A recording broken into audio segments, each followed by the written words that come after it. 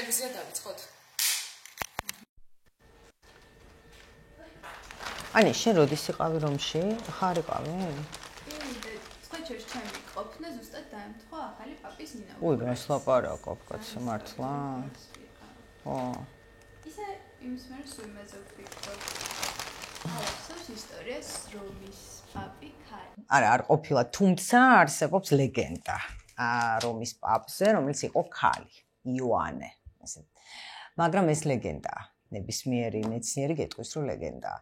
ეს არის ესეთი ახალგაზრდა გოგონას ისტორია მე-9 საუკუნეში, მამამისი იყო ბერი, მისიონერი, ცხოვრობდა გერმანიაში, გაუჩნდა შვილი, ამ ბერს და მის ცოლს, მაშინ შეიძლებოდა რომ შვილი ყოლოდათ, შემდეგ ეს ბავშვი დაობლდა, მაგრამ ბავშვობიდან იყო ძალიან ნიჭიერი, ძალიან ჭკვიანი, კითხულობდა წიგნებს, კითხვაც იცოდა, მამამისის გადაგებებს იმეორებდა.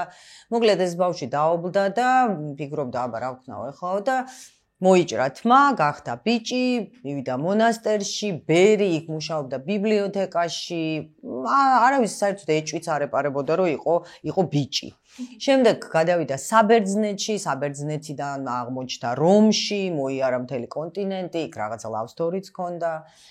მოკლედ რომში უკვე, არ ვიცი ახლა რამდენი წლის, მაგრამ გაიზარდა ძალიან ნაკითხი, განათლებული, ეროდირებული ადამიანი და რომის პაპმაც კი გაიგო მის შესახებ და რომის პაპთან დაპატიჟეს და გახდა რომის პაპის მდივანი. და თან მეტყობა კარგი communication skills ჰქონდა და კარდინალებსაც ძალიან მოწონდათ. და ამიტომ ეს მაშინდელი ის რომის პაპი რო გარდაიცვალა, ეს იოანე აირჩიეს რომის პაპად.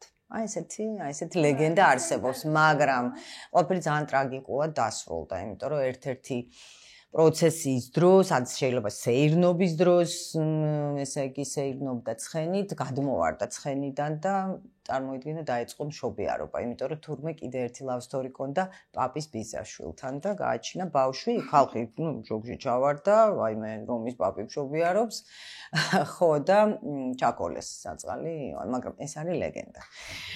Ani, ჩვენ ესე იგი გავაგრძელებთ ეს ლეგენდა, მადლობა Ani, ეს ლეგენდაა, მაგრამ რომის პაპები სხვადასხვა ტიპის ადამიანები იყვნენ მკვლელები, იყვნენ თაღლითები, იყვნენ მეკობრეები, იყო რომელმაც 64 წინა პაპის ცხედარი და მასზე სასამართლო გამართა, მაგრამ ამაზე არა. დღეს ჩვენ საუბრობთ ორ პაპზე. მაშასე დღეს საუბრობთ ფრანცისკზე და ახალ პაპზე, პირველ ამერიკელ პაპზე კათოლიკური ეკლესიის ისტორიაში, ლეონ მე-14-ზე.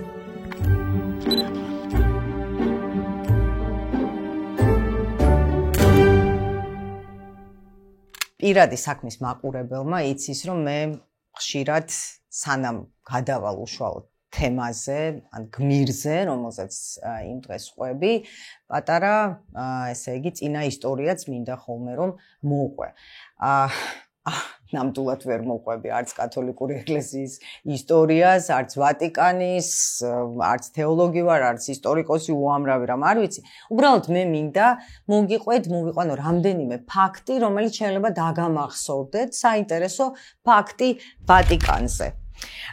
ჯერ ეს ერთი მინდა ვთქვა, რომ მიუხედავად იმისა, რომ ვატიკანი, რა ვიცი, 100 წლეულებს ითვლის მისი ისტორია, მაგრამ როგორც სახელმწიფო, სუვერენული, ესე ვთქვათ, სახელმწიფო, ვატიკანი შეიქმნა 1929 წლის თებერვალში.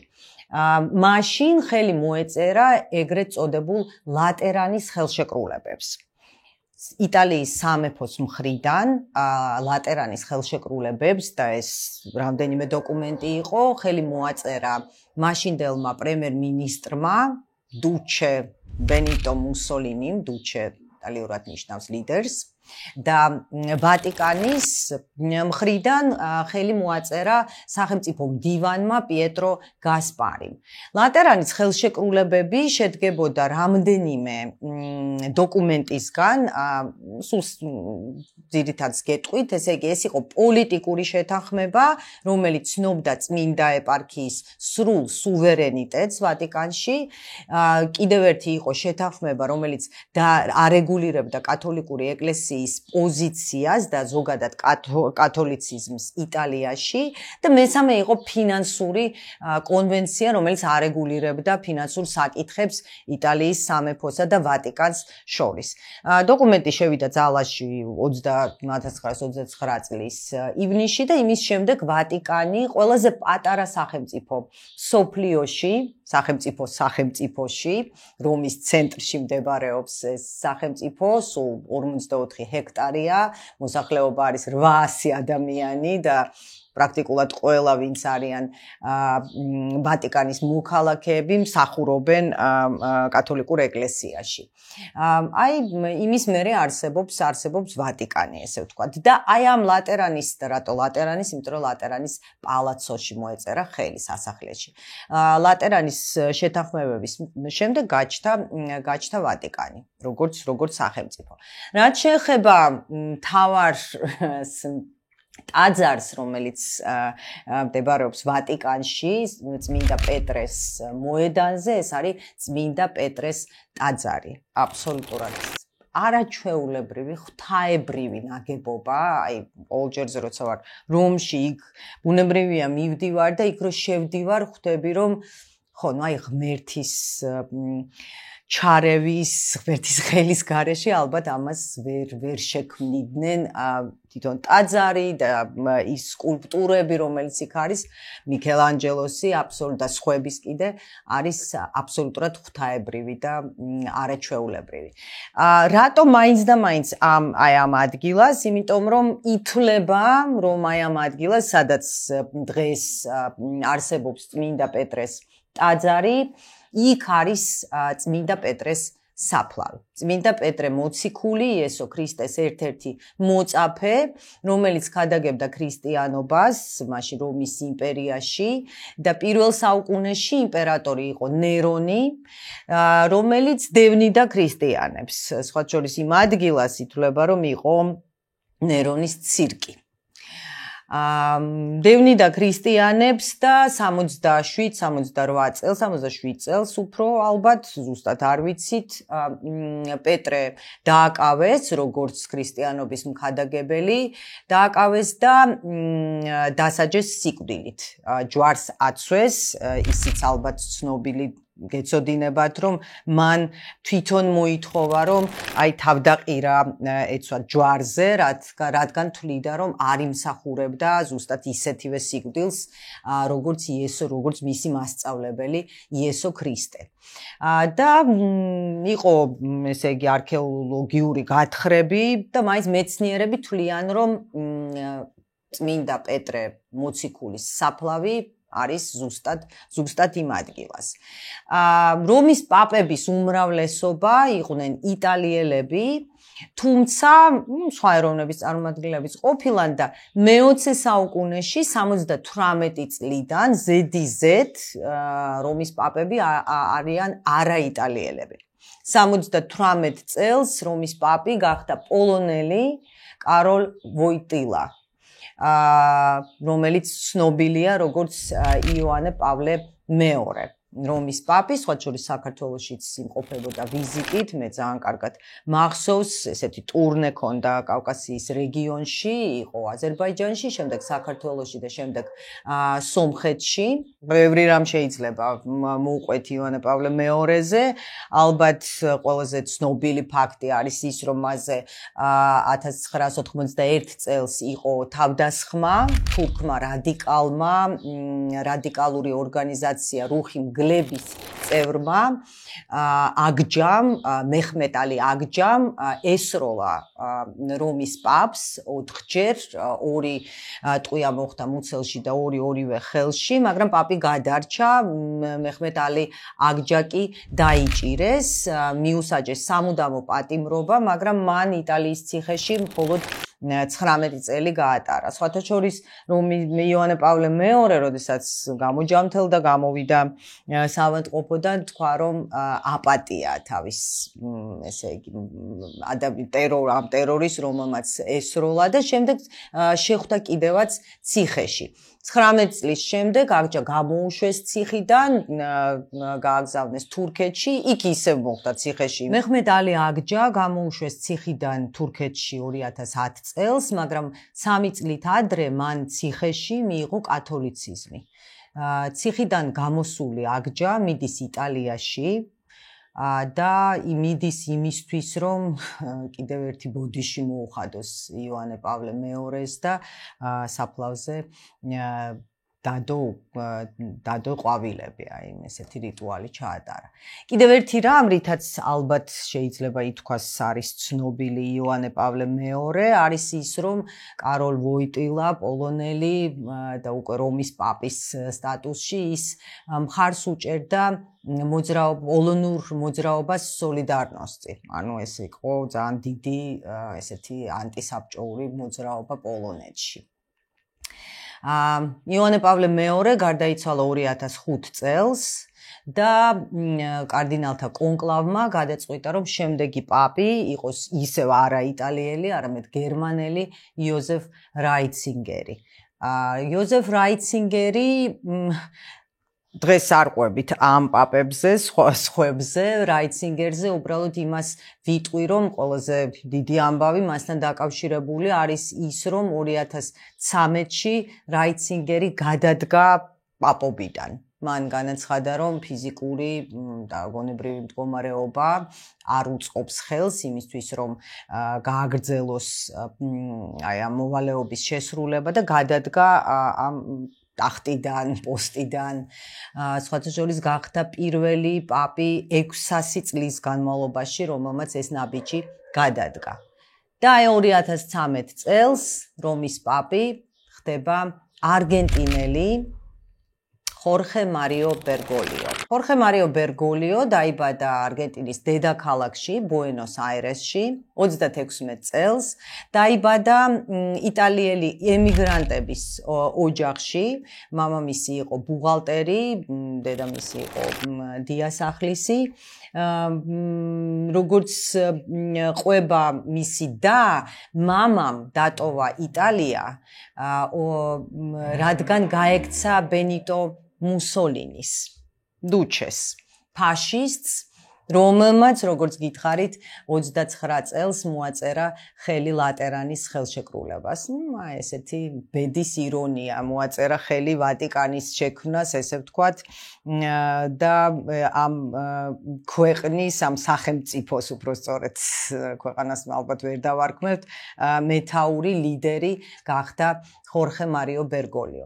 ახალგაზრდა ხორხე საერთოდ ახალგაზრდობაში არც ფიქრობდა იმაზე, რომ რაღაც რელიგიას დაუკავშიროს თავისი ცხოვრება, ნამდვილად არა.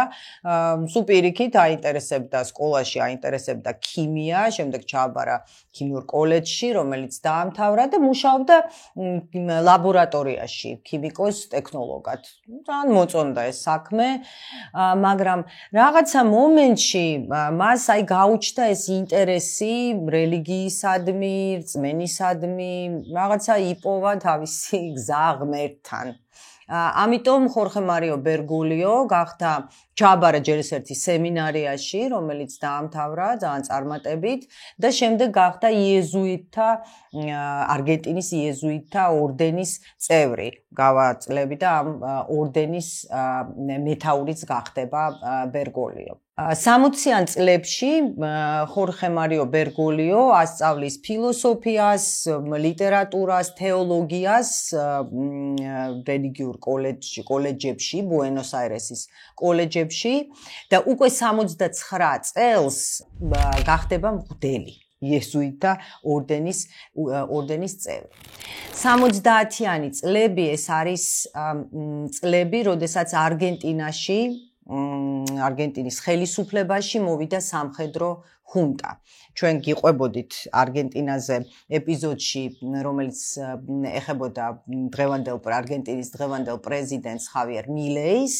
73-დან 79-ში არგენტინაში არის სამხედრო ხუნტა, დიქტატურა და დიქტატორი არის ხორხე ვიდელა. და აი აქ იწყება პრობლემები, ესე ვთქვათ, იმიტომ რომ ადამიანებს დევნიან პრობლემები ბერგოლიოსთვის და არა მარტო. ადამიანებს დევნიან, ყველა ვინც აპროტესტებს ამ სამხედრო ხუნტას იმათ იჭერენ. ძალიან ბევრი მღვდელმსახურიც აღმოჩნდა ციხეში და აღმოჩნდნენ იეზუიტთა ორდენის წევრებიც. და ბერგოლიო, როგორც იეზუიტთა ორდენის ხელმძღვანელი, ცდილობს რომ რაღაცა კომუნიკაცია დაამყაროს ხორხე ვიდელასთან. მათ აქვს შეხვედრები, ის უხსნის რომ რაღაცა მისი ეს ნაბიჯები, გადაწყვეტილებები, ეს რეპრესიები არ არის სწორი, მაგრამ ეს მისი კომუნიკაცია, არათანამშრომლობა, იმიტომ რომ მე როგორც გაირკვება, არც ერთი დოკუმენტი, არც ერთი ფაქტი არ არსებობს, რომ ბერგოლიო თანამშრომლობდა ხუნტასთან. ნამდვილად არა, მაგრამ მისი მცდელობა, რომ გამოიყვანოს ციხიდან მეგობრები, არა მარტო მღვდლები, არამედ სხვა ადამიანებიც და იქ მოხდნენ ციხეში ასევე მოხდნენ იეზუიტთა ორდენის ორი წევრი, ისეთ ცნობილი ადამიანი, ცდილობს რომ ისინი გამოიყვანოს ციხიდან, მაგრამ ეს იწვევს კრიტიკას სხვა ორდენის სხვა წევრებში, მას აკრიტიკებენ, სხვებს ეს არ მოწონთ. არ ვიცი, ალბათ ფიქრობენ, რომ შეიძლება იქ რაღაც გარკვეულ თანამშრომლობას ჰქონდა ადგილი. ძიმე პერიოდია ბერგოლიოსთვის და რაღაცა პერიოდით მას მოუწევს ის კი არ გააძევეს ორდენიდან, მაგრამ ბუენოს-აირესიდან მოუწია წასვლა და სხვა არგენტინის ერთ-ერთ პროვინციაში მსახურობს როგორც მღვდელი. 92 წელს, მაშინ რომის პაპი არის იოანე პავლე მეორე, რომის პაპმა დანიშნა ბერგოლიო ბუენოს-აირესის ეპისკოპოსის დამხმარედ და შემდეგ უკვე 98 წელს 6 წელიწადში იგი გახდა ბუენოს-აირესის არქიეპისკოპოსი. კიდევ გავა დრო და 2001 წელს ხორხე მარიო ბერგოლიო გახდება კარდინალი. ანუ აი ამ კათოლიკური ეკლესიის იერარქიაში ძალიან მაღალი წოდება ეს, კარდინალები ირჩევენ რომის პაპს, როგორც ვიცით, კარდინალთა კონკლავი ირჩევს რომის პაპს. 2005-ში, როდესაც იოანე პავლე მეორე გარდაიცვალა, ბერგოლიო იღებს მონაწილეობას კონკლავში. არსებობს ვერსია, რომ ის იყო რაიცინგერის კონკურენტი. თუმცა არ ვიცით, იმიტომ რომ აი ეს კონკლავი შიგნით რა ხდება, ეს არის ძალიან გასაიდუმლოებული ამბავი, ნამდვილად არ გამოდის, როგორც ვიცით, ის კარდინალები, რომლებიც შედიან კონკლავზე, მათ არ აქვთ არანაირი კომუნიკაციის საშუალება, ტელეფონებს, კომპიუტერებს დღეს უკვე ართმევენ, არ იციან, კონკლავი მიმდინარეობს აი ამ საინფორმაციო ვაკუუმში და არც იქედან გამოდის ხოლმე ინფორმაცია კონკლავზე რა ხდებოდა, ვის მისცა ხმა და ასე შემდეგ. ხალხი შემდეგ უბრალოდ იგებს ახალი პაპის სახელს, ჯერ გამოდის ბოლი, თეთრი ბოლი, ესე იგი პაპი აირჩიეს, აბემუს პაპამ, თუ შავი ბოლია, ესე იგი ჯერჯერობით არ აურჩევიათ. რაიცინგერი ხდება რომის პაპი, რაიცინგერის პაპობის დროს, აი ამ წლებში ეს არის წლები, როდესაც ძალიან გახმაურდა ძალიან მძიმე თემა კათოლიკური ეკლესიისთვის, სკანდალები, რომელიც უკავშირდება პედოფილიის ფაქტებს კათოლიკურ ეკლესიაში. არ არის მხოლოდ საუბარი იტალიაზე, არამედ პლანეტის სხვა კუთხეებზე და სხვა ქვეყნებზე, ამერიკაზეც და სხვა კონტინენტებზე და სხვა ქვეყნებზეა საუბარი. ბევრი იწერება ამის შესახებ. არსებობს ვერსია, რომ რაიცინგერის ბენედიქტე მე-16-ის უпростоრეთ გადადგომა გარკვეულწილად უკავშირდებოდა ამასაც, ვერ გაუმკლავდა აი ამ ძალიან დიდ პრობლემას. და 2013 წელს ბენედიქტე მე-16 გადადგება და გაიმართება ახალი კონკლავი და ახალ პაპად აირჩევენ ხორხე მარიო ბერგოლიოს.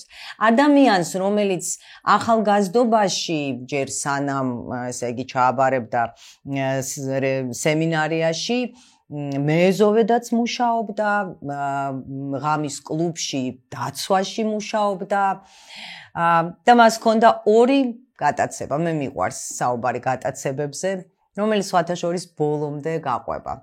ერთი ეს არის არგენტინული ტანგო და მეორე ფეხბურთი. პაპად არჩევის შემდეგ ხორხე მარიო ბერგოლიომ აირჩია ფრანცისკეს სახელი.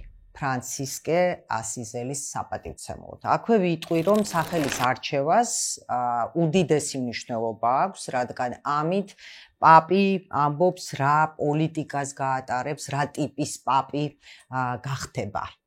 ეს შეიძლება იყოს წმინდანის სახელი, ან წინა პაპის, ანუ ვინც კი ყოფილა ისტორიაში, იმ პაპის სახელი. ანუ აი ესე უკავშირებ იმ ადამიანს.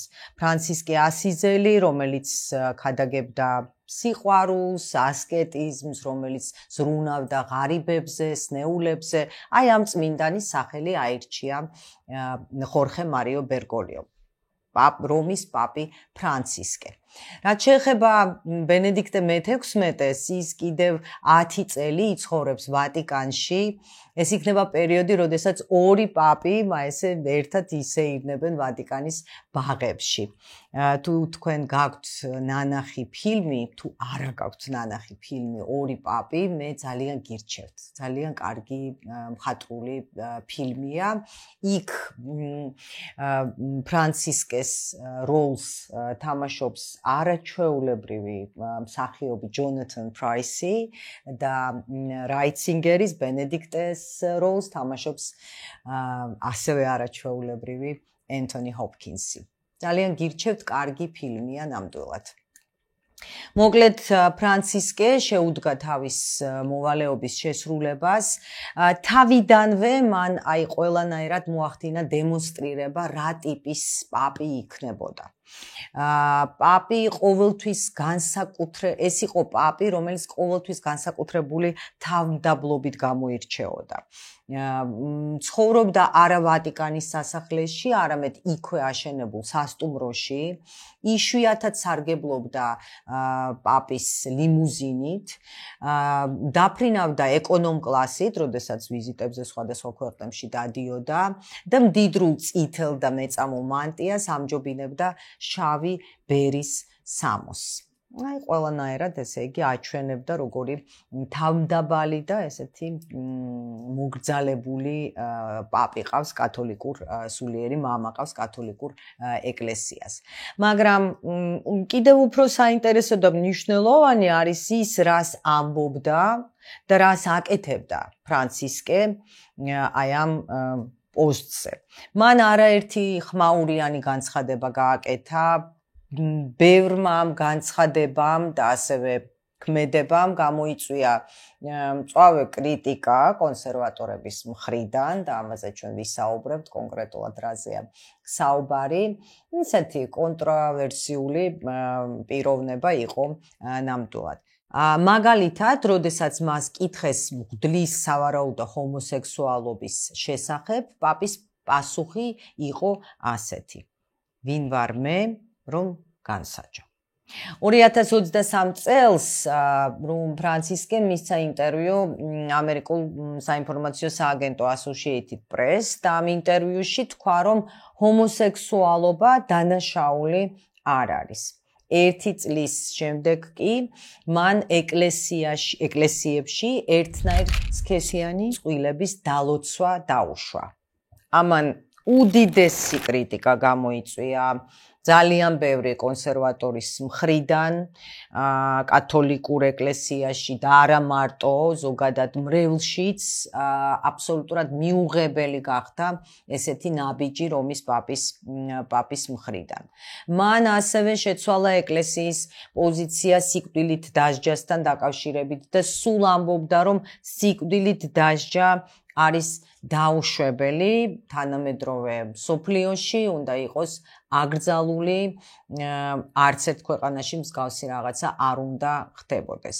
მხარს უჭერდა ასევე დისკუსიას კლიმატის ცვლილებასთან დაკავშირებით და 2015 წელს დიდი ნაშრომიც გამოაქვეყნა ამასთან დაკავშირებით და გარდა ამისა ცდილობდა, რაც ნიშნულოვანია ძალიან აი ამ რელიგიურ სხვადასხვა რელიგიურ კონფესიებთან ურთიერთობის კუთხით ის სულ ცდილობდა მუსულმანურ სამყაროსთან ურთიერთობის დალაგებას, დათბობას, გამოსწორებას გარკვეული კუთხით, ვიზიტით იმყოფებოდა ერაყში და არაბთა გაერთიანებულ საემიროებში. მე არ შემიძლია არ გავიხსენო ერთი ფაქტი, ამ ფაქტმა რომის პაპის ამ ქმედებამ უზარმაზარი რეზონანსი გამოიწვია მთელს მსოფლიოში, ეს ფოტოები იბეჭდებოდა, რა ვიცი, გაზეთებში, რა დროს გაზეთები და ჟურნალებია, მაგრამ რაც გამოდის და ინტერნეტში გავრცელდა 2019 წელს პაპი ფრანცისკე ხვდებოდა ვატიკანში, ხვდებოდა სამხრეთ სუდანის პოლიტიკურ ლიდერებს. მოგეხსენებათ, რომ სამხრეთ სუდანში 85 წლიდან 2005 წლამდე მიმდინარეობდა სისხლიანი კონფლიქტი, სამოქალაქო ომი, 100,000-ობით ადამიანი შეეწირა ამ კონფლიქტს 2005-ში რაღაცნაირად მოახერხეს შეთანხმება მხარეებმა და 2019-ში პაპი შეხვდა აი ამ პოლიტიკურ ლიდერებს. ამ შეხვედრის დროს რომის პაპმა სთხოვა სუდანელ პოლიტიკურ ლიდერებს გაეგრძელებინათ აი ეს მშვიდობის გზა, მაგრამ ყველაზე უცნაური ამ შეხვედრის დროს იყო ის, რომ რომის პაპი დაიჩოქა და აკოცა ამ ადამიანებს ტერფებზე. აი ამ ფოტომ, არ ვიცი, მთელი ინტერნეტი იყო სავსე აი ამ ფოტოების დაჩოქილი რომის პაპი, რომელიც უკოცნის ფეხებს პოლიტიკოსებს და სთხოვს, რომ გააგრძელონ მშვიდობის გზა. განსაკუთრებით ბევრს ფრანცისკე საუბრობდა მიგრანტებზე და მათ პრობლემებზე, იმ დაპირისპირებაზე, რომელიც არსებობდა და სხვათა შორის გააკრიტიკა კიდევაც დონალდ ტრამპი, ამერიკის შეერთებული შტატების პრეზიდენტი, ჯერ კიდევ მისი პირველი ვადის დროს. 2016 წელს, როდესაც ტრამპმა თქვა, რომ უნდა ააშენოს კედელი მექსიკასთან და შემდეგ, როდესაც უკვე, პრეზიდენტი ჯერ წინას არჩევნო კამპანიის დროს და შემდეგ პრეზიდენტის პოსტზე მან გააგრძელა ეს პოლიტიკა, მართალია ბოლომდე არც აუშენებია, რაღაცა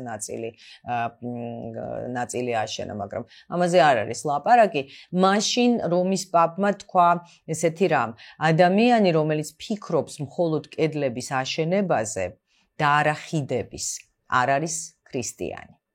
სხვათა შორის რომის პაპი პონტიფიკოსი, აი ეს სიტყვა ნიშნავს ხიდს ლათინურად. რომ ფრანცისკე ისევე როგორც ახალი პაპი, რომელზეც ჩვენ დღეს ვისაუბრებთ, ბევრს საუბრობდა და ლეონ მე-14-ც ბევრს საუბრობს ხიდების აშენებაზე. ხიდი როგორც გზა ქრისტესთან, როგორც გზა ღმერთთან. აი ამ ხიდების აშენებაზე, კომუნიკაციაზე, პატიებაზე, სიყვარულზე, სიკეთეზე ტრამპს ძალიან არ მოეწონა რომის პაპის ესეთი შეფასება, მან თქვა რომ პასუხი იყო ისეთი რომ არც ერთ ლიდერს და მათ შორის რელიგიურ ლიდერს არ ჰქონდათ უფლება სხვა ადამიანის რელიგია ან რწმენა დაეყენებინა კითხვის ნიშნის ქვეშ. ერთ-ერთი ყველაზე დიდი გამოწვევა რომის პაპისთვის, ფრანცისკესთვის იყო კათოლიკურ ეკლესიაში გამოვლენილი აი ამ პედოფილიის ფაქტები, აი ეს სკანდალები. როგორც გითხარით, ამაზე ღიად საუბარი, ეს ფაქტები სამწუხაროდ კათოლიკურ ეკლესიაში და ძალიან დიდი ეჭვი მაქვს, რომ არა მარტო იქ, საუკუნეების განმავლობაში იყო და ხდებოდა, ამას ჰქონდა ადგილი, უბრალოდ უფრო ფართო საზოგადოებამ გაიგო ამის შესახებ და პრესამ დაიწყო ამაზე წერა. აი რისთვის არის პრესა, იცით, ბოდიში ამ ჩანართებს, მაგრამ პრესა ამისთვის არის, ჟურნალისტები ჩვენ ამისთვის ვართ, რომ გამოვავლინოთ ხოლმე ესეთი ფაქტები, ამაზე ვწეროთ, ამაზე მოუყვეთ საზოგადოებას, დისკუსია გავმართოთ და მივცეთ საშუალება ადამიანებს, რომ დაფიქრდნენ, კრიტიკულად დაფიქრდნენ და ზოგადად კრიტიკული აზროვნება ეკლესიისთვისაც ძალიან მნიშვნელოვანია ჩემი აზრით. მოკლედ აი ეს პედოფილიის ფაქტები ჯერ კიდევ ბენედიქტე მე-16 დროს დაიწყო ამაზე სტატიების გამოქვეყნება და გაგრძელდა ფრანცისკეს დროს. ფრანცისკე ძალიან მკაცრი პოზიციით გამოდიოდა ამ საკითხთან დაკავშირებით. ის მოუწოდებდა ეპისკოპოსებს მთელს მსოფლიოში გაიზიარონ ნულოვანი ტოლერანტობა, აი ამ სიტყვებს ამბობდა, ესე იგი ამ პრობლემასთან დაკავშირებით, მაგრამ მაინც არსებობდნენ კრიტიკოსები, რომლებიც თვლიდნენ, რომ მისი განცხადებები ან ქმედებები არ იყო საკმარისი აი ამ პრობლემის მოსაგვარებლად და ეხლა არ შევალ დეტალებში, იქ იყო მთელი ისტორია ეპისკოპოსთან, ამერიკელ ეპისკოპოსთან დაკავშირებით და როგორ არ დასაჯეს საკმარისად კრიტიკოსების აზრით, ფრანცისკემ არ დასაჯა. მოკლედ აი ესეთი ურთულესი პრობლემა, რომლის გადალახვა უწევდა ფრანცისკეს. ასევე ცნობილია ფრანცისკეს დამოკიდებულება ღაზის მოსახლეობის მიმართაც და უпростоრად ღაზის სექტორში განვითარებულ მოვლენებზე. ის მხარს ძალიან ეხმარებოდა ღაზაში არსებულ კათოლიკურ ეკლესიას. მე მართალ გითხრათ, არც ვიცოდი, რომ ღაზაში არსებობდა კათოლიკური ეკლესია. ისმენდა სულ ამბებს და ბევრს საუბრობდა იმაზე, რომ ეს კონფლიქტი, რომელიც დღემდე მიმდინარეობს ღაზის სექტორში, შვიდობიანად უნდა მოგვარდეს, ბევრს საუბრობდა იმ პრობლემებზე, რომ თუ შეიძლება რომ ამას პრობლემები დავარქვათ, ღაზის მოსახლეობას, ჰუმანიტარულ დახმარებას უგზავნიდა ღაზის მოსახლეობას, მოკლედ ბევრ ყურადღებას უთმობდა ამ პრობლემას. ძალიან ხმაურიანი აღმოჩნდა მისი განცხადება უკრაინასთან დაკავშირებით. იცით რა, არ გაგიკვირდეთ, რომ რომის პაპი აკეთებდა განცხადებებს ძალიან მწვავე პოლიტიკურ საკითხებზე. რომის პაპი, გარდა იმისა, რომ არის კათოლიკური ეკლესიის და კათოლიკების სულიერი ლიდერი, ერთ-ერთი ყველაზე დიდი რელიგიური კონფესიის ლიდერია. 1,400,000,000 თუ მილიარდ შეიძლება უფრო მეტიც ცხოვრობს, კათოლიკე ცხოვრობს მთელს მსოფლიოში. გარდა ამისა, ის არის სახელმწიფოს ლიდერი, ვატიკანის ლიდერი, ნიშნულოვანი ფიგურაა, შეიძლება ამიტომაც გადავწყვეტეთ აი ამ ეპიზოდის გაკეთება ორ პაპზე და რომის პაპის განცხადება, დამოკიდებულება არის უმნიშვნელოვანესი, ამას ისმენენ კათოლიკები და როგორც გითხარით, ბევრნი არიან მსოფლიოში. არ ვიცი, ვიღაცა იზიარებს, ვიღაცა არა, მაგრამ არის მნიშვნელოვანი. ხმაურიანი აღმოჩნდა მისი განცხადება, როგორც გითხარით, უკრაინასთან დაკავშირებით. მან მისცა ინტერვიუ 2024-ში, თებერვალში, ტელეინტერვიუ, სადაც განაცხადა შემდეგი, მე ვფიქრობ, რომ ყველაზე ძლიერი არის ის, ვინც უყურებს სიტუაციას, ფიქრობს ხალხზე, აქვს თეთრი დროშის აწევის გამბედაობა და აწარმოებს მოლაპარაკებას. ამ განცხადებამ, ამ რემარკამ უზარმაზარი რეზონანსი გამოიწვია მთელს მსოფლიოში, განსაკუთრებით მტკივნეულად ეს განცხადება მიიღეს უკრაინაში, რაც გასაგებია, თუმცა შემდეგ ვატიკანის პრესსამსახურის უფროსმა გააკეთა განმარტება და თქვა, რომ ჯერ ერთი ეს თეთრი დროშა იყო ჟურნალისტის შეკითხვაში, ეს არ იყო ფრაზა, რომელიც რომის პაპმა თქვა კითხვის გარეშე და რაც მთავარია, მან განმარტა, რომ ამ შემთხვევაში რომის პაპი საუბრობდა ორივე მხარეზე და საუბრობდა იმაზე, რომ ორივე მხარემ უნდა გამონახოს გამბედაობა, გამოიჩინოს და დასხნენ მოლაპარაკების მაგიდასთან. ისევ და ისევ მოუწოდა მშვიდობისკენ, მოლაპარაკებისკენ და იმისკენ, რომ ეს სისხლიანი კონფლიქტი მოგვარდეს, დასრულდეს ადამიანების კვლავ და ტრაგედია. ხორხე მარიო ბერგოლიო, ისევ როგორც რომის პაპი ფრანცისკე, იყო არგენტინული ფეხბურთის დიდი ქომაგი. უფრო მეტიც, გარდა იმისა, რომ რასაკვირველია, გულშემატკივრობდა არგენტინის ნაკრებს, ნაციონალურ ნაკრებს, მას ისეთ საყვარელი კლუბიც ჰქონდა, სან ლორენცო დე ალმაგრო. ძალიან უყვარდა ეს კლუბი, ბევრჯერ გამხდარა ეს კლუბი არგენტინის ჩემპიონი. მე პირადად ძალიან მიხარია, რომ ფეხბურთის ბოლო მსოფლიო ჩემპიონატზე მსოფლიო ჩემპიონი ფეხბურთში გახდა ზუსტად არგენტინა და რომის პაპი წავიდა ამ ქვეყნიდან და როგორც გამოაცხადეს დაბრუნდა მამის სახლში, ისე რომ იცოდა, რომ არგენტინა არის მსოფლიო ჩემპიონი ფეხბურთში. ფრანცისკე გარდაიცვალა 88 წლის ასაკში, მას დაემართა ინსულტი ამ წლის 21 აპრილს. წინა დღეს, როგორც ვიცით, იყო აღდგომა, წელს კათოლიკური და მართლმადიდებლური აღდგომა დაემთხვა ერთმანეთს. რომის პაპი გამოიყვანეს წმინდა პეტრეს ტაძრის აივანზე ეტლით, მაგრამ ეს მიმართვა წაიკითხა მისმა მდივანმა. თვითონ არ წაუკითხა, ძალიან მოკლედ ისე მიმართა პეტრეს მოედანზე შეკრებილ კათოლიკებს, მრევლს.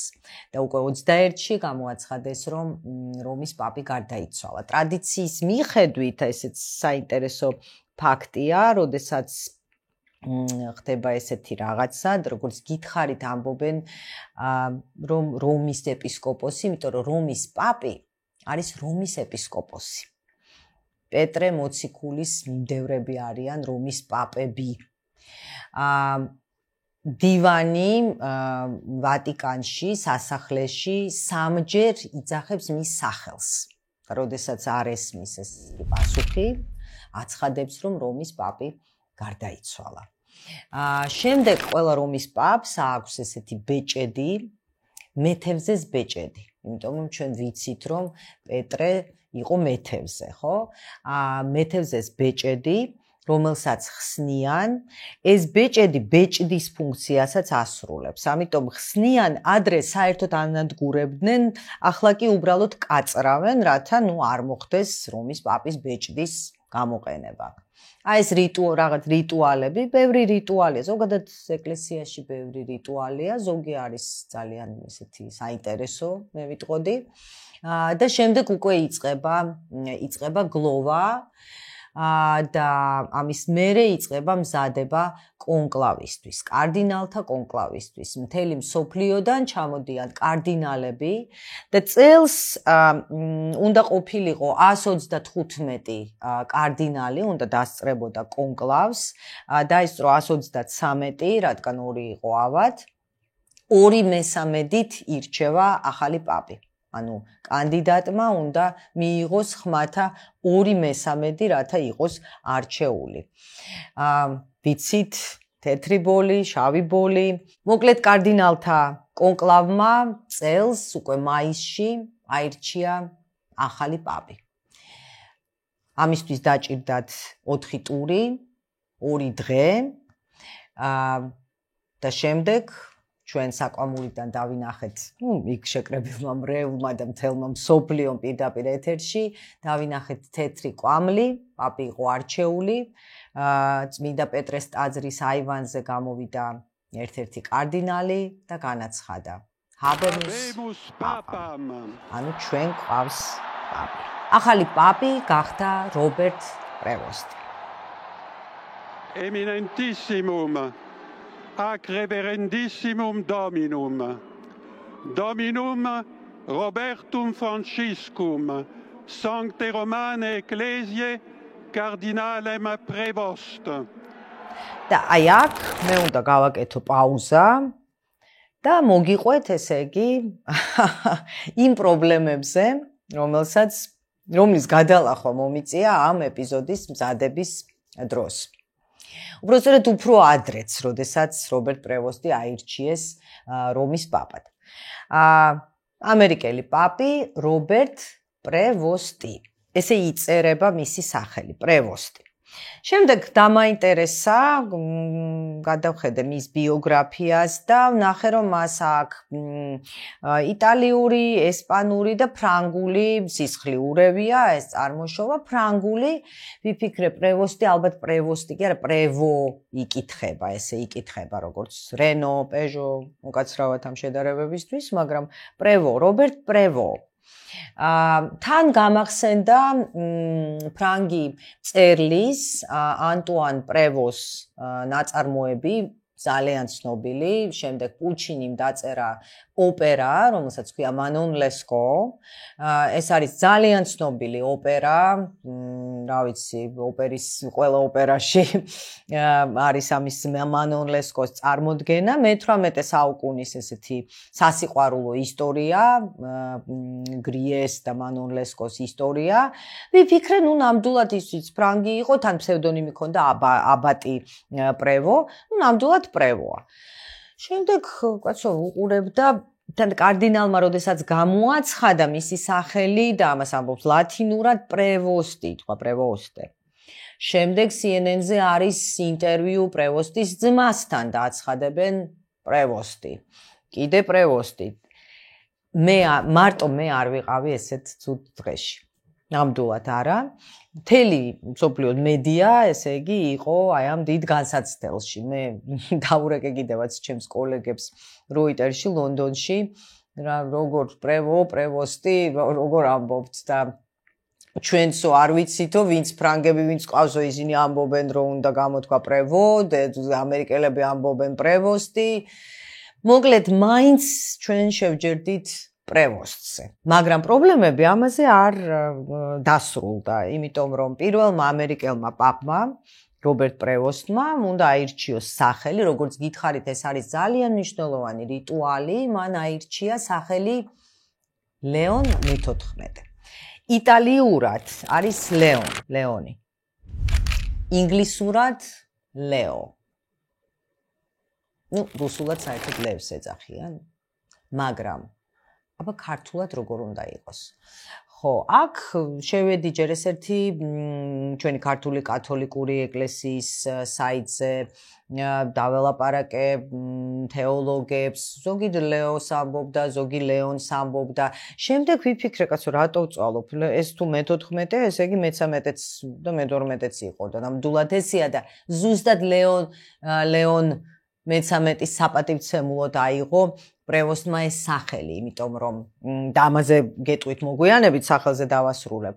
მოკლედ, მაინც როგორც გვარზე, მაგრამ რომელიც აღარ არის ესეთი აქტუალური, სახელზე ქართულად მაინც შევჭერდით ლეონზე. ლეონ მე-14. ახალი რომის პაპი. რაც შეეხება სახელს, აი ფრანცისკემ აიღო სახელი ფრანცისკე ასიზელის საპატივცემულოდ. ლეონმა კი აირჩია ლეონ მე-13-ეს სახელი. რატომ? იმიტომ რომ ლეონ მე-13 იყო რომის პაპი დაახლოებით 100 წლის წინ. დაახლოებით პრაქტიკულად ზუსტად მე-20 საუკუნის 20-იან წლებში. იყო ძალიან საინტერესო ფიგურა, ეს არის ინდუსტრიული რევოლუციის პერიოდი და ამაზე ძალიან ბევრს საუბრობდა აი ამ ცვლილებებზე, რა მოაქვს ინდუსტრიულ რევოლუციას ადამიანებისთვის. იყო სოციალური თანასწორობის ძალიან დიდი მომხრე, სოციალური მეცნიერების ავტორი არის კათოლიკურ ეკლესიაში და მეცნიერებაში.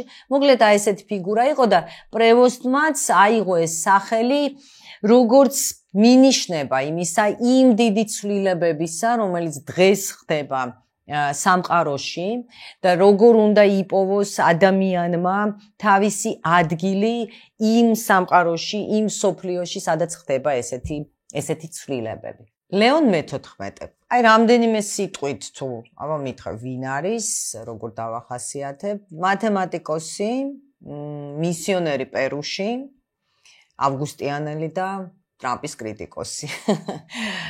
კიდე ბევრი რამ შეიძლება ითქვას ამ ადამიანზე. რობერტ პრევოსტი გახდა 267 რომის პაპი და პირველი ამერიკელი პაპი. დაიბადა ამერიკაში, ჩიკაგოში 55 წელს, მაგრამ შეიძლება ითქვას, რომ ცხოვრების დიდი ნაწილი ამერიკის შეერთებულ შტატებში არ გაუტარებია. სხვა ამერიკაში გაატარა, პერუში. დაიბადა ემიგრანტის ოჯახში, რომელსაც აქვს ფრანგულ-იტალიური წარმოშობა და დედამისს აქვს ესპანური წარმოშობა, ესეთი ნაზავია, ეს ფრანგული ხო გახსოვთ, პრევოსტი. მოკლედ მომავალი პაპი სწავლობდა ამერიკაში, სკოლაში, შემდეგ ჩააბარა უნივერსიტეტში, მათემატიკის ფაკულტეტზე და მათემატიკოსის დიპლომიც მიიღო. მაგრამ შემდეგ ალბათ დაახლოებით როგორც წინა პაპის შემთხვევაში, ხო, მას აი გაუჩნდა ეს ინტერესი რელიგიისადმი და გადაწყვიტა, რომ ემსახუროს ღმერთს. ბევრი რომ არ ვილაპარაკოთ, ხანდახან იცით გონია, რომ ეს ფაქტები ამ წელს ისქნა, იმ წელს ისქნა, შეიძლება არც იყოს საინტერესო. მე მაინც ვცდილობ რაღაც ვეცდები, რომ რაღაც მნიშვნელოვან ფაქტებზე გავამახვილო ყურადღება. 22 წლის ასაკში რობერტი შევიდა ავგუსტიანელების ორდენში, სხვა შორის 500 წლის წინ ამ ორდენის წევრი იყო მარტინ ლუტერი, გერმანელი, როგორც ვიცით.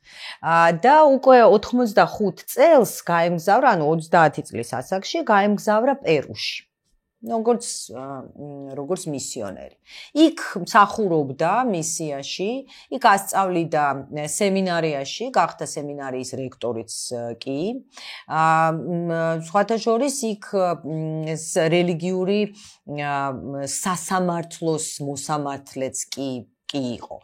მაგრამ 2001 წელს რობერტ პრევოსტი ჩამოდის რომში, სადაც გახდა ავგუსტიანელების ორდენის გენერალური პრიორი, ესე ქვია, ესეთი მაღალი თანამდებობაა. მისი რეზიდენცია სხვათა შორის იმ პერიოდში მდებარეობდა ასევე ვატიკანში წმინდა პეტრეს მოედანზე, იქვე ახლოს წმინდა პეტრეს ტაძართან.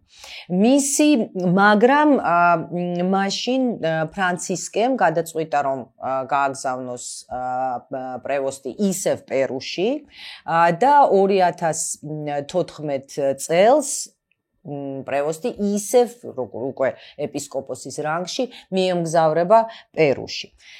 ახალი პაპის მშობლიური ენა არის ინგლისური, ნამდვილად, ამერიკაში დაიბადა კაცი, მაგრამ ამ ინგლისურის გარდა მან ძალიან კარგად იცის ესპანური, იტალიური, ფრანგული, პორტუგალიური, კითხულობს გერმანულად და ლათინურად და ესეთი პაპი პოლიგლოტი, მაგრამ ეს სხვათა შორის მნიშვნელოვანი ფაქტორია, ისეთი ფაქტორია, ხო, იმიტომ რომ როგორც წერდნენ ეს დაეხმარება იმაში, რომ როდესაც აი ვიზიტების დროს, როდესაც გაემგზავრება სხვა ქვეყნებში, დაელაპარაკოს კარდინალებს, მრევლს, იქ შეკრებილს კათოლიკებს, რომ სხვადასხვა ენაზე საუბრობენ. 2023 წელს ფრანცისკემ გამოიძახა რობერტ პრევოსტი უკან ვატიკანში და მან დაიკავა ძალიან მნიშვნელოვანი თანამდებობა კათოლიკური ეკლესიის იერარქიაში, აქ უნდა ჩავიხედო, უკვე ჯერ ეს ერთი უკვე გახდა კარდინალი და კარდინალი რობერტ ფრენსის პრევოსტი მსახურობდა ეპისკოპოსთა განყოფილების პრეფექტად, ესეთი თანამდებობა ჰქონდა. ალბათ აქაც შეგვიძლია გავიხსენოთ ეს ფილმი ორი პაპი, იმიტომ რომ აი ბევრი სტატია წავიკითხე ამასთან დაკავშირებით და იქ ეწერა რომ ფრანცისკეს ძალიან მოწონდა რობერტ პრევოსტი და შეიძლება საერთოდ მოიაზრებდა როგორც მომავალ პაპს. ისიც უნდა ითქვას, რომ ფრანცისკემ 118 ადამიანი დანიშნა კარდინალებად. ანუ ამ წელს გამართულ კონკლავში იღებდა მონაწილეობას 118 კარდინალი, რომელიც გახდა კარდინალი ფრანცისკეს დროს და სულ 133 იყო შეკრებილი. თავარი რაც მე მინდა აქ თქვა, რა პროგრამაზე, რაზე საუბრობს, ესე იგი, ლეონ მე-14 საუბრობს ჯერ ეს ერთი როგორც გითხარით ხიდების აშენებას. ის საუბრობს იმაზე, რომ ვატიკანმა, უფრო კათოლიკურმა ეკლესიამ უნდა იპოვოს ეს ხიდი, რომელსაც შესთავაზებს მრევლს მორწმუნე ადამიანებს, რათა მივიდნენ ღმერთთან. ადამიანებს სჭირდებათ ქრისტე, როგორც ხიდი, რომლითაც შეუძლიათ ღმერთთან და მის სიყვარულთან მისვლა. დაგვეხმარეთ და დავეხმაროთ ერთმანეთს ხიდების აშენებაში, თქვა პონტიფიკოსმა ერთ-ერთ თავის პირველ გამოსვლაში. პრევოსტს არ უყვარს, უпростоროდ უკვე ლეონ მე-14-ს, არ უყვარს ჟურნალისტები უყვარს ზუსტად, იმიტომ რომ სხვათა შორის კიდევ ერთ გამოსვლაში უკვე მან ილაპარაკა ჟურნალისტებზე, ილაპარაკა ინფორმაციის მნიშვნელობაზე, მადლობა მას, ისაუბრა იმაზე, რომ ძალიან ხშირად ჟურნალისტები საფრთხის ქვეშ იმყოფებიან, ხანდახან სიცოცხლის ფასადაც აკეთებენ თავის რეპორტაჟებს, მაგრამ ზოგადად ინტერვიუების მიცემა მას არ უყვარს. საკმაოდ ისეთი ჩაკეტილი ადამიანია. რაც შეეხება მის ბევრი განცხადება ჯერჯერობით მას არ გაუკეთებია ნამდვილად, მაგრამ იმას თუ გავიხსენებთ, რასაც წერდა სანამ გახდებოდა რომის პაპი, ჩვენ შეგვიძლია გავიხსენოთ, აი The New Republic-მა ერთ თავის სტატიაში დაწერა, რომ ჯერ კიდევ კარდინალის რანგში პრევოსტმა თავის Twitter-ში, ახლა ექსი ქვია რა სასწაული სახელია, ექსი Twitter-ზე დატვიტა, უпростоროდ სხვისი ტვიტი განათავსა 2018-ში, როდესაც გამოეხმაურა ტრამპის პოლიტიკას, ტრამპის განცხადებას, ეს ეხებოდა მან დაწერა არ არის არაფერი ქრისტიანული და ამერიკული ან მორალურად გამართლებული პოლიტიკაში, როდესაც შენ ბავშვებს ართმევ მშობლებს. ისევ და ისევ პრევოსტი, როგორც ფრანცისკე საუბრობდა და დღეს უკვე როგორც რომის პაპი, ბევრს საუბრობს მიგრანტების პრობლემებზე. ამა წლის თებერვალში მან ასევე ჯერ კიდევ კარდინალია, მან უპასუხა ამერიკის შეერთებული შტატების ახალ ვიცე-პრეზიდენტს JD Vance, არსებობს Vance-მა თქვა ესეთი რაღაცა. არსებობს ქრისტიანული გაგება, ჯერ შენ გიყვარს ოჯახი, მერე მეზობელი, მერე საზოგადოება, მერე თანამოქალაქეები და მხოლოდ ამის შემდეგ დანარჩენი სამყარო. და ბევრმა მემარცხენეებმა ეს ყველაფერი თავდაყირა დაატრიალეს. პრევოსტმა ჩათვალა საჭიროდ, რომ ამაზე ეპასუხა და დაწერა ესეთი რამ, JD Vance ცდება. იესო ქრისტე არ გთხოვს ჩვენი სიყვარულის დახარისხებას. შენ გიყვარს ყველაფერი. მეზობელიც, შენი ოჯახიც, მეგობრებიც, მოქალაქეებიც, ქვეყანა, მთელი მსოფლიო. ნახოთ, როგორი პაპი იქნება ლეონ მე-14, რა პოლიტიკას გაატარებს. როგორც გითხარით, რომის პაპი არის მნიშვნელოვანი ფიგურა. არა მარტო რელიგიური სამყაროსთვის, არამედ პოლიტიკური სამყაროსთვის. ჩვენ ალბათ გვახსოვს ინაუგურაციაზე ჩასული ამერიკის შეერთებული შტატების პრეზიდენტი დონალდ ტრამპი და უკრაინის პრეზიდენტი ვოლოდიმირ ზელენსკი და ვატიკანში გამართული ეს ტეტ-ა-ტეტ შეხვედრა. ვატიკანი სერიოზულ როლს თამაშობს განსაკუთრებით აი ამ მოლაპარაკებებში, მშვიდობის დამყარებაშიც შეიძლება კონდეს გარკვეული როლი. მე დღეს არ მისაუბრია ბევრ ამაზე, მე არ მისაუბრია ვატიკანის ბანკზე და იმ სკანდალებზე, რომელიც იყო დაკავშირებული ვატიკანის ბანკთან.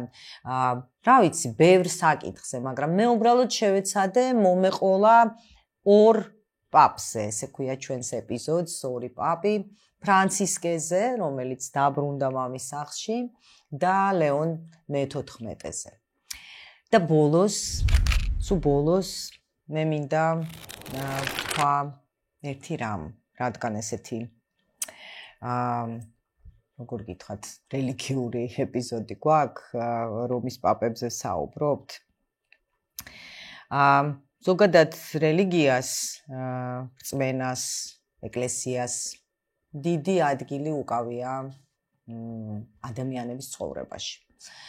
შეიძლება არა ისეთი დიდი, როგორც ეს იყო საუკუნეების წინ, ნამდვილად, მაგრამ ჯერ კიდევ ძალიან დიდი. ამიტომ მე ვფიქრობ, რომ ეკლესიაც ზუსტად ისევე უნდა ვითარდებოდეს, როგორც ვითარდება კაცობრიობა. თუმცა კაცობრიობის განვითარებაშიც ბევრი რამ ჩვენ, მე პირადად ნამდვილად არ მაკმაყოფილებს, ხო? მაგრამ განსაკუთრებით ეს ეხება განათლებას. საუკუნეების და საუკუნეების წინ, იმის გამო, რომ ადამიანები ამბობდნენ, რომ დედამიწა არის მრგვალი, ან ბრუნავს მზის გარშემო, თავისი ღერძის გარშემო. ამის გამო ადამიანებს წვავდნენ კოცონზე, იყო ინკვიზიცია, სხვათა შორის იოანე პავლე მეორემ ბოდიში მოიხადა აი ამ ინკვიზიციის სასამართლოების გამო და ამბობდა, რომ ბევრ რამეში ინკვიზიცია ნამდვილად ცდებოდა, ხო? მაგრამ გავიდა დრო და მეცნიერების გავითარებასთან, ტექნოლოგიების გავითარებასთან ერთად ეკლესიამაც აღიარა, დედამიწა ნამდვილად არის მრგვალი, ადამიანი გაბრინდა კოსმოსში.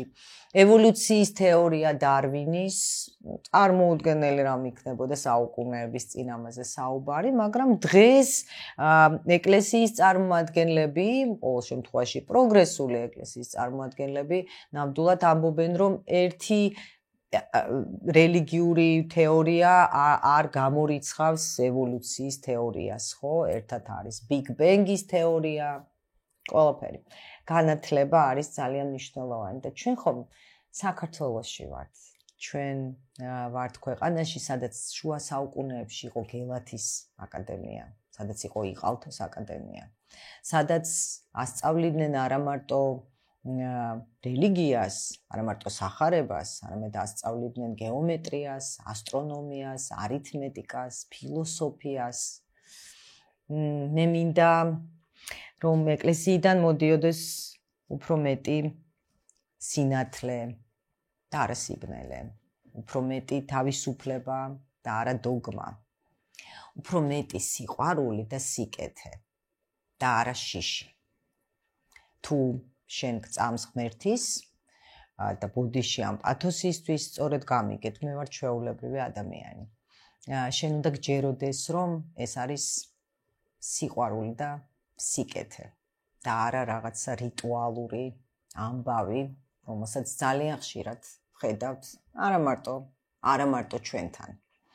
და თან, რა ვიცი, როგორც გითხარით, ეს არის ისეთი ძალიან იდუმალი, ძალიან საკრალური, ძალიან ჩუმი პროცესია. ღმერთთან საუბარი. მომწონს, რომ ღმერთს შენობით მივმართავთ. შენ ღმერთო ვთხოვთ რაღაცეებს და მადლობას ვუხდით.